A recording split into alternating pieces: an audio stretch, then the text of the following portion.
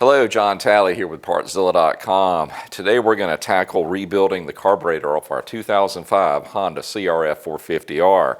Now we're using a combination of both OEM and aftermarket parts. So let's step over to the table. Let me show you what we're going to use and then we'll dive into this.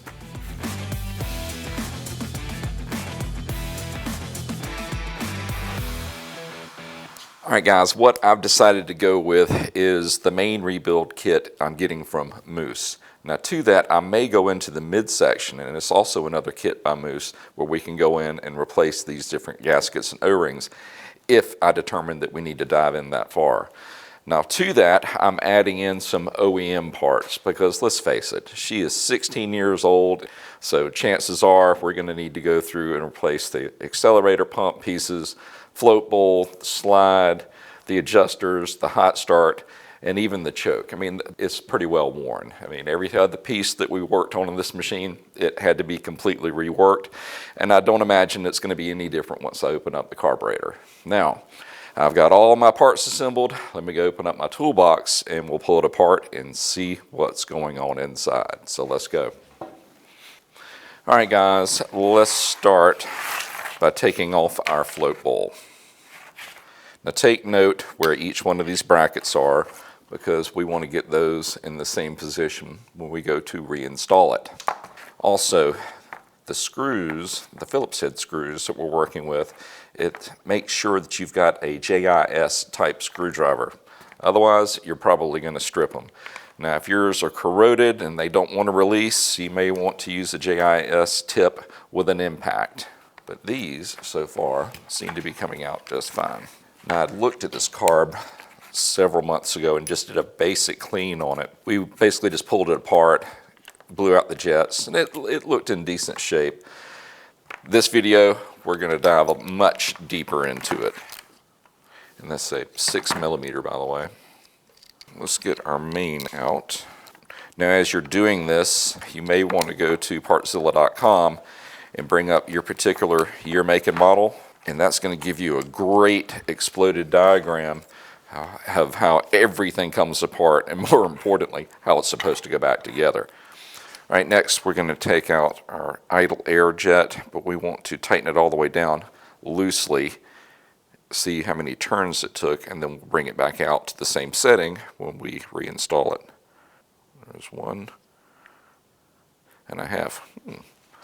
I was expecting closer to 2.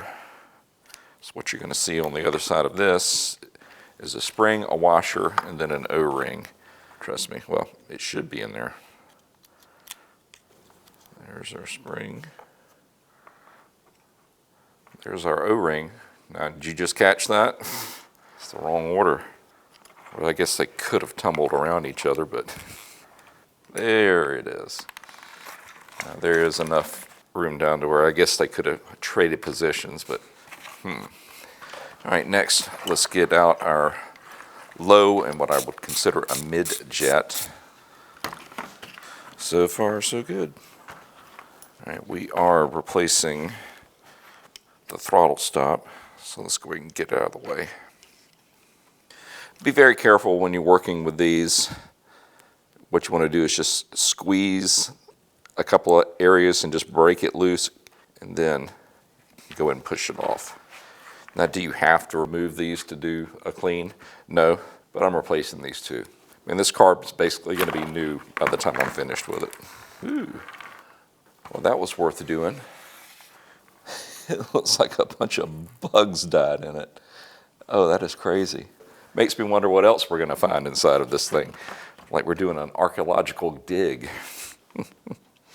Let's see if we can get our accelerator pump rod to release. That's all of our jets out. Let's go after our jet needle as well as the slide itself. These are 3mm hex. Our gaskets are looking really, really flat. So she needs everything we're doing. There's no doubt in my mind about that. Now, let's get our main out. I believe that's a 4mm, the cap, that is. Now, we should be able to get our main out. Yeah, this one has a lot of miles on it, no doubt. I can feel the ridges. Now there is one ridge there, that's part of the manufacturing process. But right here, there's like a little dip where it has just worn itself against that slide. And you know, if the metal is worn, that plastic slide's going to be even worse. Now to get our slide out, you remove this Phillips. And what that will allow you to do is rotate up the holder to where it'll release the slide, and it just basically rolls out. Now there is a little bit of tension because of the spring. You have to release that. Now,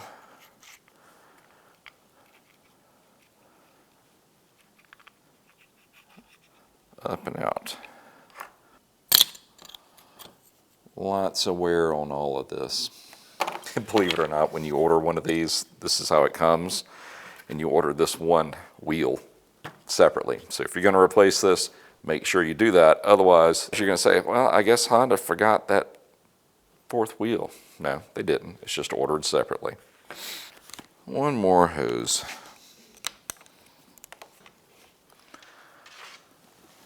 Now let's get out our choke. 14 millimeter, but keep in mind it's plastic, so be gentle with it if you're going to reuse yours. I am going to replace it. Guys, for the most part, I'd say 80% of this would be reusable. I'm going this far into it. The kits are not that expensive, so I'm going to go ahead and replace all of it. When Honda built this, they pretty much made it to where you have to dig out some type of sealer so we can actually get our 2.5 millimeter hex in there. If I knew the history of this bike and knew that this had not been submerged in carb cleaner, I probably wouldn't open this up. But I don't know. So we are going to go ahead and open it up. And it may be for nothing, but if you did dump this inside of a really caustic type carb cleaning solution, chances are you're going to damage those O-rings on the inside. So that is why I'm doing it. And when you're cleaning this out, make sure that you've got enough of it out to where your hex can go all the way in. Otherwise, it's going to strip. You've got the 4 on the outside, and you've got 2 more on the inside. And actually, they're 2 millimeters on the inside. Now, be careful when you're doing this. There we go. Let's see what we've got inside here, guys. A bunch of flat pancakes. Yeah, this was worth doing. Look at this. Tell me that wasn't about to let go. And this mess that's in there. There's no other way to get to this.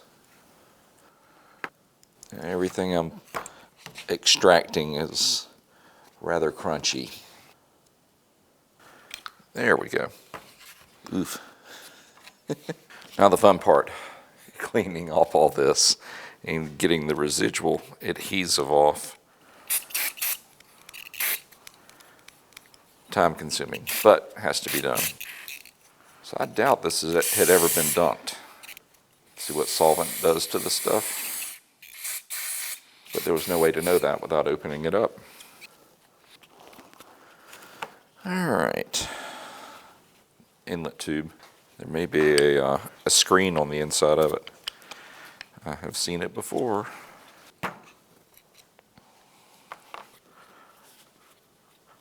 Ooh, those O-rings don't want to let it go. The good part is I have another one of these. There we go.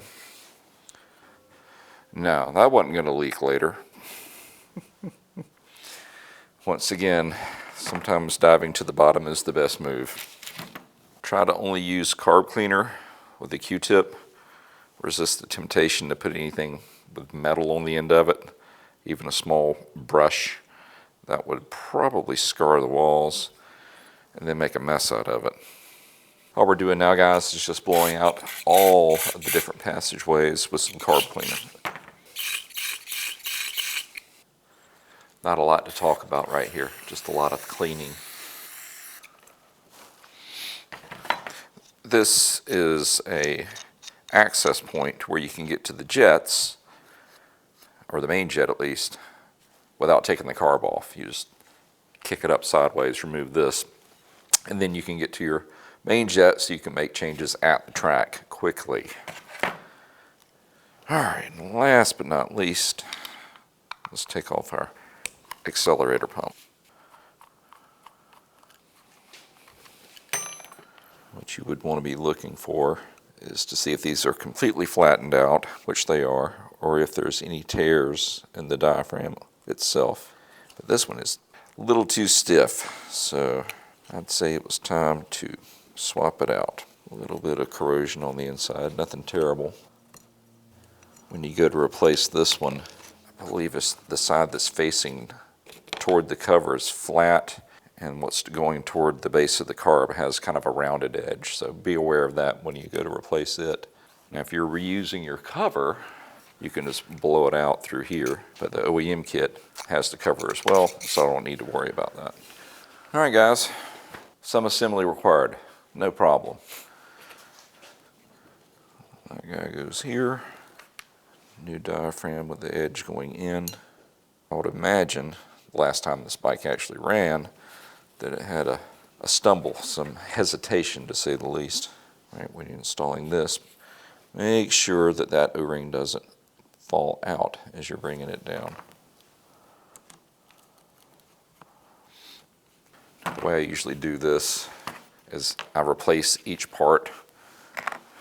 I keep everybody separate. And then hopefully, by the time I'm done, this whole area will be empty. Because if it's not, that means I missed something. All right, let's start working with our midsection. Here's where you need to make sure you've got everything really clean and really dry.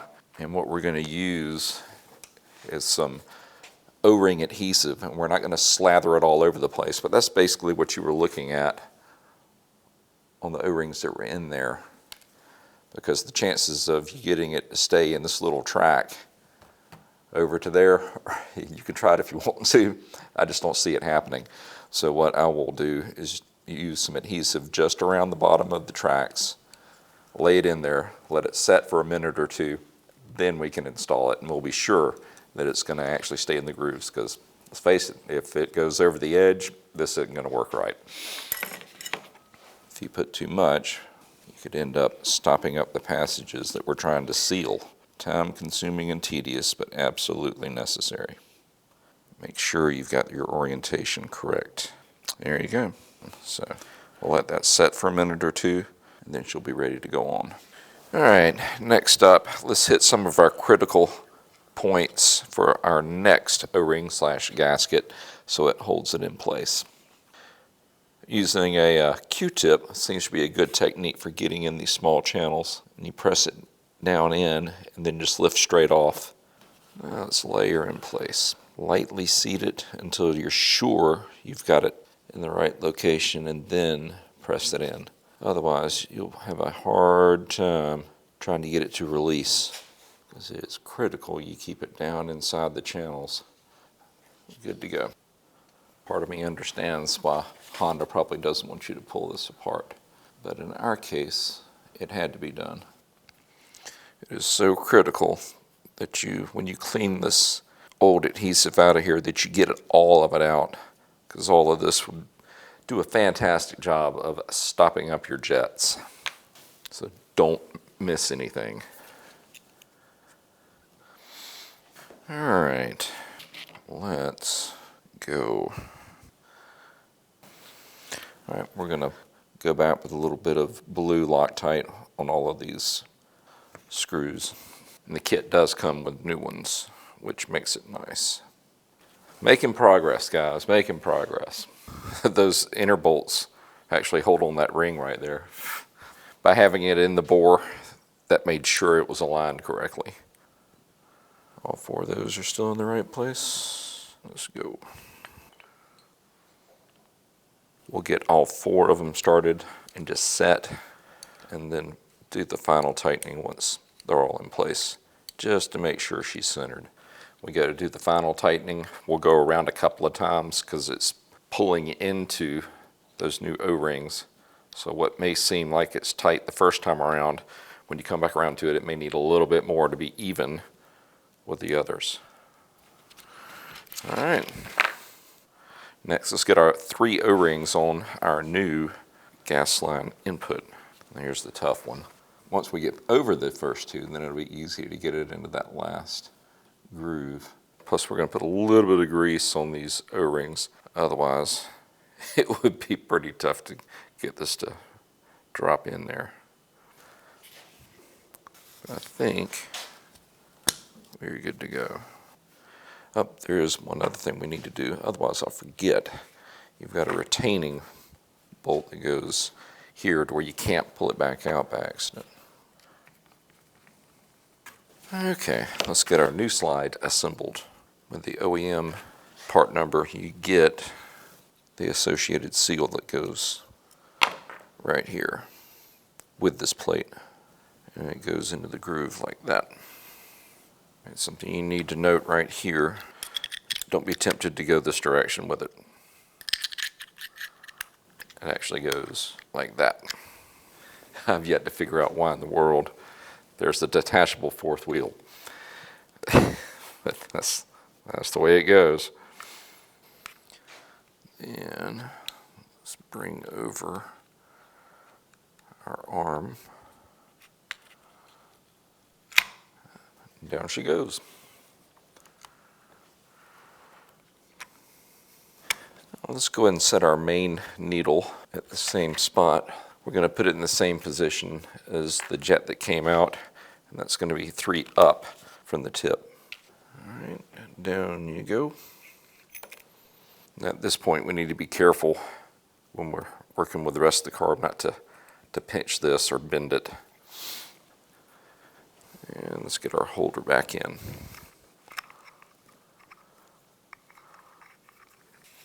Back to our adhesive.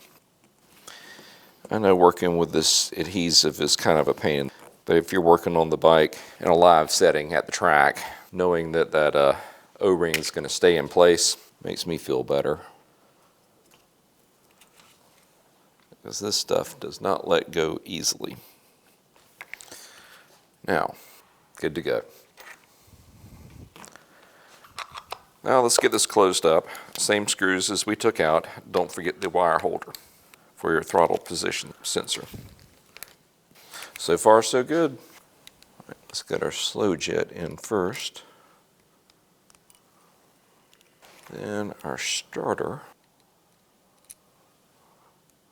Now, bring in our baffle, our main jet tube, and then our main. All right, so this was our slow, our main, and our starter. And our pilot's going to end up going right here. Now with the kit, our pilot jet or screw looks a little bit different. This versus this. But you'll see that it's actually the same. It just has an extension on it where you can turn it with your hand. A little bit easier to use. So we got spring, washer, and then O-ring. And here's where you're going to let gravity be your friend. We're going to install it like this. Make sure we're good. Yep. All right. Lightly bottom it. And then we're going to bring it out 1 3/4. How about we start like that? There we go. All right. Bring our float needle and then hang it on that little tang. Now just tilt the carb towards you a little bit so it stays on there.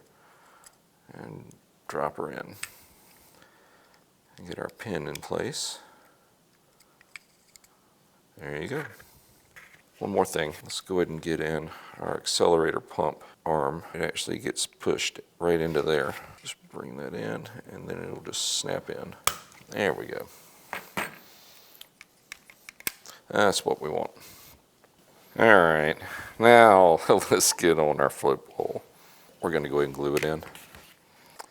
So goofy of me. I don't know why I thought the bolt would go on. So let's take our pilot back out. Hopefully everybody will come back out.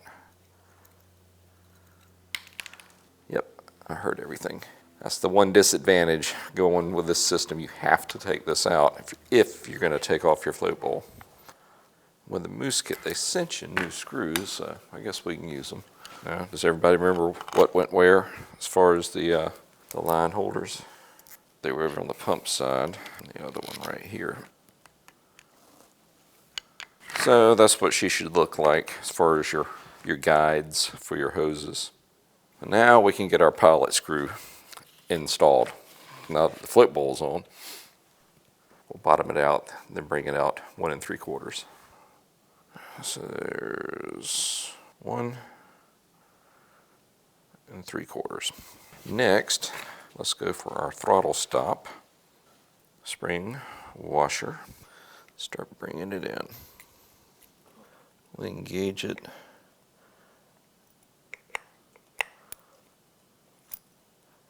Crack it just a little bit. All right, now swing that around. I think we're down to just the choke. This is plastic, so don't over tighten it. Just seat it. You don't need to get the new clips, although you can order them separately, but I'm just going to take the old ones off and they'll work fine. Easy to pull out, hard to get them back in there. All right, guys, if you're looking at the carb like this, you've got the two. They're not really tied together, they're just attached at this point. That's mainly just to hold it. But basically one comes over, crosses over and goes down, and then its counterpart does the same thing down the other side. And that leaves you two more, which are here and here, and they just drop straight down through the holders next to it.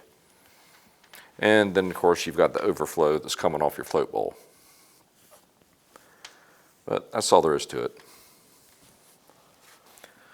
All right, guys, look at there. Everything is gone except for just the cover and the retaining bolt. So that means it is time to get it mounted on the machine. But that is going to be in a separate video. Well, listen, guys, if you need any parts for your machine, why don't you come see us at Partzilla.com and we can get you taken care of. If you have any questions or comments, leave them in the section below and I'll do my best to answer them. And hey, if you like what you see, why don't you go ahead and hit that subscribe button? That way you can keep up with whatever I'm working on next. We just want to say thank you for shopping here with us at Partzilla, and we will see you in the next video. Y'all have a great day.